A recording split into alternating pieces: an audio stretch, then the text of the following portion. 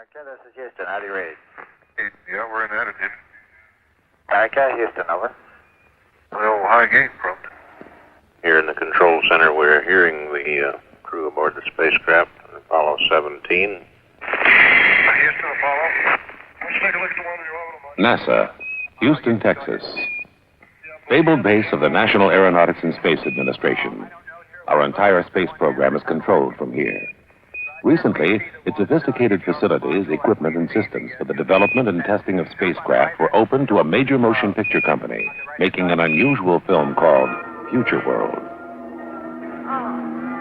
Wow. Ladies and gentlemen, we are ready to The company is not using the advanced technology to make a film about space travel. Guided by co-producer James Aubrey, they are creating a science fiction resort where people can live out their fantasies.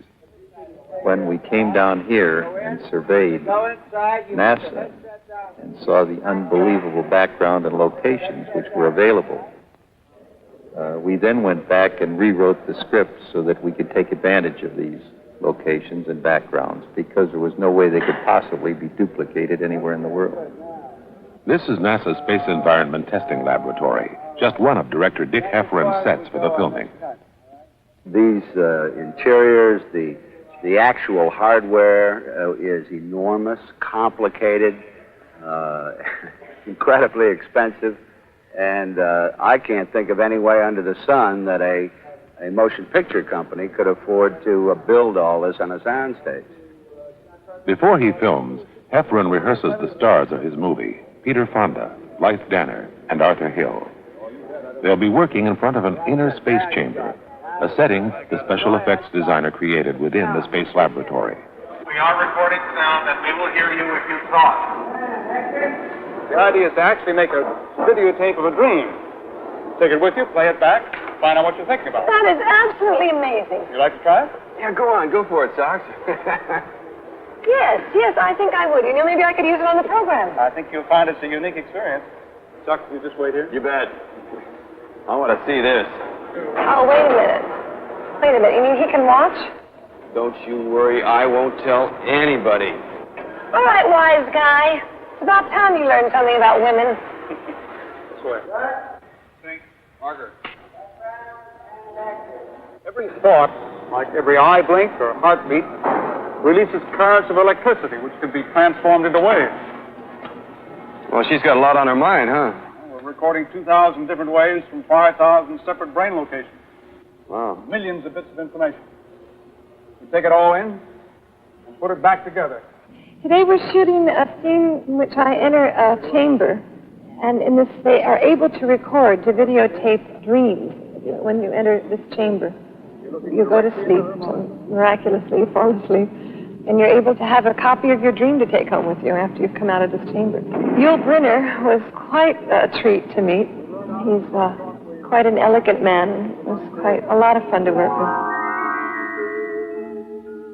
Well, my name is Brent Selstrom, and I'm coordinating the visual effects.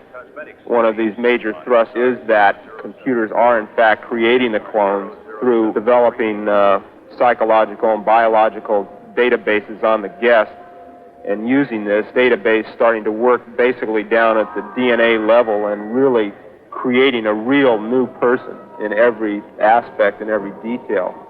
As a set, the company used NASA's Life Systems Laboratory. Co-producer Paul Lazarus describes another location. In today's location work, we're using actual modules that are simulated versions of those that actually went up in space. In the continuity of our story, these are simulated modules for the entertainment of the guests, in which they can go in and go through all of the mechanics and thrills that lay before the astronauts when they first went up in space. Here again, we're in an area in which no amount of money in Hollywood terms could create these kinds of sets. It's supposed to be the rocket blast with a shake, you know? Okay, please hold it very quiet down there. Roll. Turning straight. All right, and action. 3, 2, 1, blast. Cut. Print it. Print 2. Okay, put the robot back in the box. She's through for today. The anechoic chamber test building is a specialized facility where foam-covered walls, floor, and ceiling soak up any stray signals during spacecraft communication tests.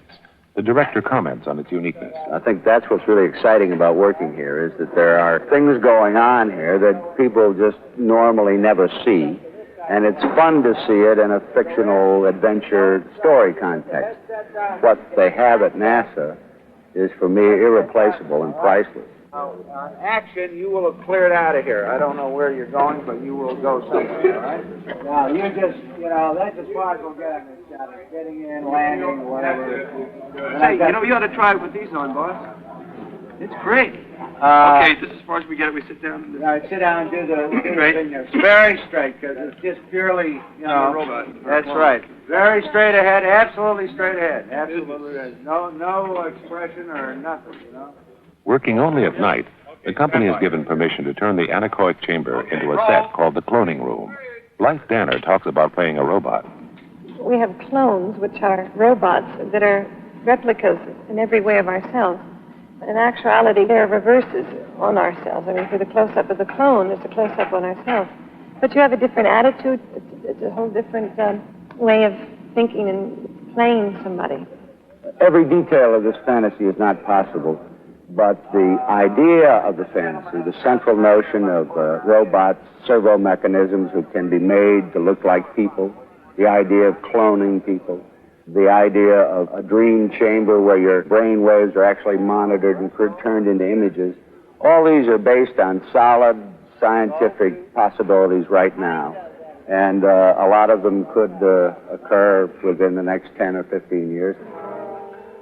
For an extension of the idea of Westworld, Dick Hefferon and the movie company are using the Lyndon B. Johnson Space Center in Houston as the framework of the new motion picture, Futureworld. They are working in the one place in the world where science, fact, and fiction can be combined with unbelievable scope and dimension. They are filming at NASA. Commander Houston, we've lost TV. We're going to get a little bit of data here before we go over the hill. Understand? I'll say them again. We would like the 3 TV power switches on panel 181 turned off.